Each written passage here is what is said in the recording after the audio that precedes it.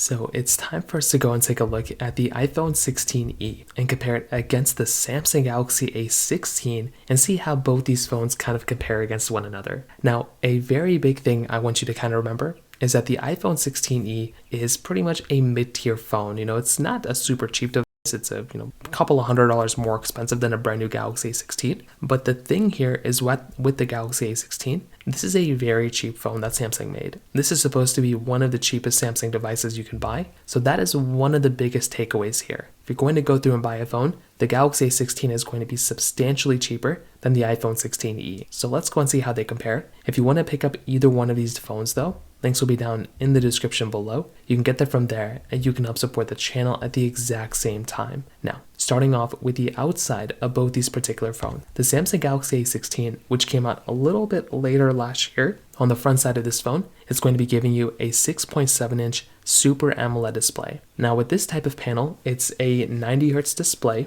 It's 800 nits of brightness, so not the brightest panel of all time, but it's a pretty big panel. You're getting a little tiny bit of bezel at the bottom. You're getting an Infinity U display, so nothing super crazy here, but definitely it's not like the most modern looking display of all time. It's not the super brightest panel. It is giving you a little bit more bezel when it kind of comes down to it, but it's not a bad looking display at all. So I am very surprised about how decent of a panel this thing is for the price. But again, compared to like a Galaxy S25, this thing's not as great, but maybe even compared to the iPhone 16e in some ways, it's not as great either. With the iPhone 16e, this phone is giving you a 6.1-inch Super Retina XDR OLED display. So this type of panel is giving you 1200 nits of brightness. So it's 400 nits of brightness more than the Galaxy A16, and it's a little bit higher resolution as well.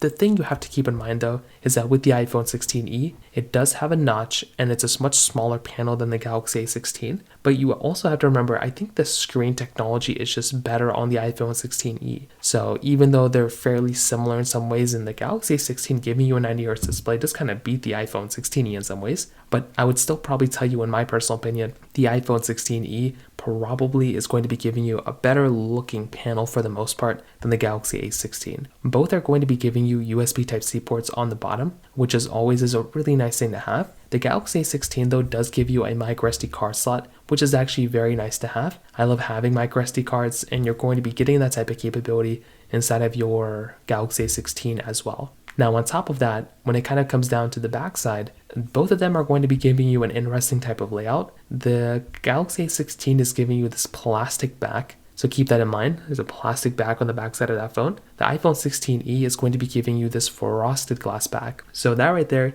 is also going to be another pretty big advantage for that type of phone. Yes, it's more expensive, but you're going to be getting a more expensive feeling phone when it comes down to it from that side as well. On top of that, the iPhone 16e is going to be giving you wireless charging. The Galaxy A16 is not going to be giving you any sort of wireless charging when it comes down to it. So that right there is going to be another key takeaway, because if you're going to want the phone that's going to be giving you better capability, it's probably going to be something like a Galaxy, it's going to be something like an iPhone 16e when it comes down to that side. So once again, kind of keep that in mind there. So when it kind of comes down to the outside of both of them, I'm pretty surprised how both of them kind of feel. But the Galaxy A16 costing about $175 is definitely going to be a phone that's going to be a little bit of a better value per dollar in some ways, because the Galaxy A16 costs $600. So that right there is another really big difference when it kind of comes down to it from that side as well. So once again, not the biggest deal in the world, but definitely something that you might end up experiencing and you might run into when it comes down to this particular situation. So from that side, that kind of covers it up there. Now on top of that, when it kind of comes down to their cameras,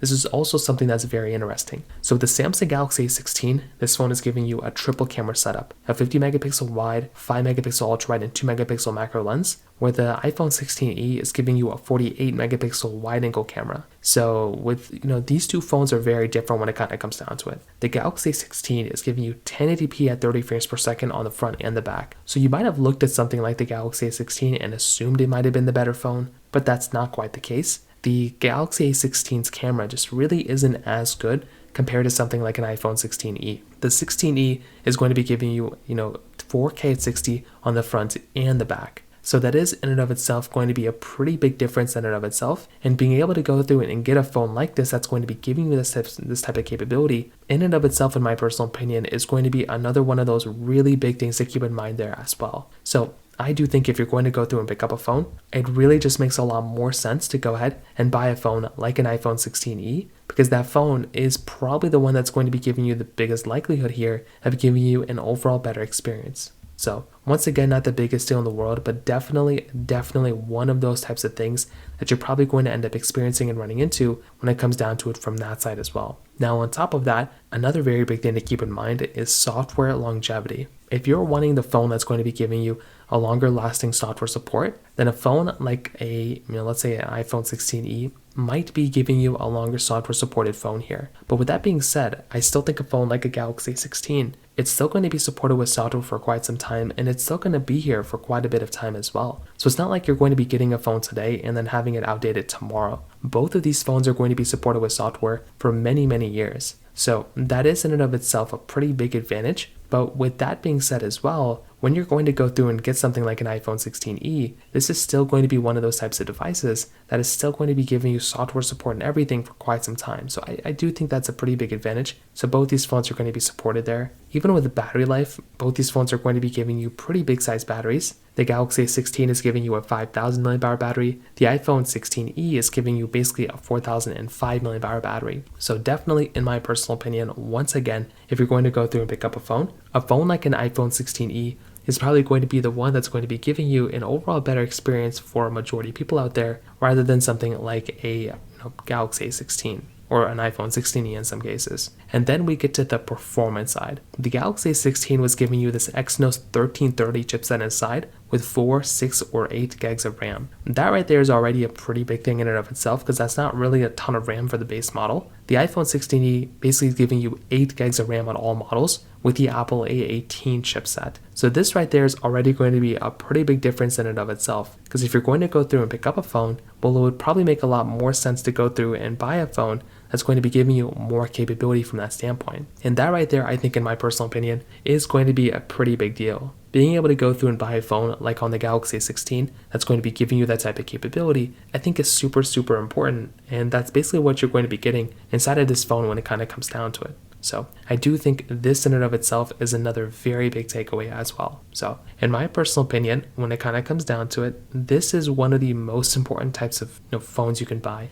The cheapest Samsung and the cheapest iPhone brand new, this is what you're going to be experiencing. And the thing here, right, if I'm going to look at both these phones, I definitely am a fan of both these devices. Right? I think if you're going to pick up one, they're okay, but the Galaxy A16 just doesn't necessarily have as many features when compared to something like an iPhone 16. The iPhone 16e is definitely going to be the one that's going to be giving you more features and just more capability when it kind of comes down to it. So from that side, that is kind of one of the biggest takeaways here. But with something like a Galaxy A16, I think it's surprising by how good of a phone you can get for that price, because that is a pretty decent price to pay for a phone like that. But definitely, like I said, it makes a lot more sense to go and buy a phone like an iPhone 16e. But there's a lot of phones in between these two, like an iPhone 14 Pro or Galaxy S23. Those ones would also be very solid options as well. So from that side, that kind of covers it up there. If you have any other thoughts or questions, let me know in the comment section below. Hit the like button, that would mean so much, but definitely hit that subscribe button. More importantly than everything else, I love every single one of you guys. Hopefully I'll catch you guys in the next video.